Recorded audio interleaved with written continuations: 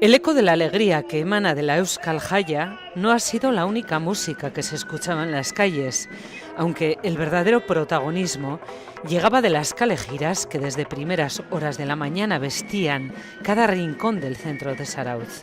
Y hablando de vestimenta... Lo que pasa es que la chamarra, como he engordado, no ataba lo de arriba.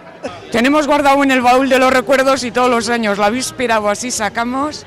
y ala. En esta fiesta los zarauztarras tienen casi de obligado cumplimiento que vestirse a la aintzina como dura, a la forma tradicional vasca, pero los que no estamos vestidos así por una razón u otra, no importa, ya que los zarauztarras tienen una capacidad increíble de unirnos a todos en esta fiesta.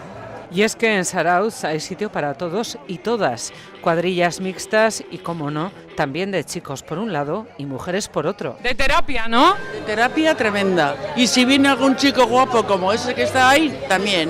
El día tiene 24 horas que no se pueden estirar, pero sí aprovechar al máximo las que quedan. Si pudiéramos cargar más horas a la máquina del tiempo, en Zarautz hoy sería para seguir callejeando en la Euskal Jaya.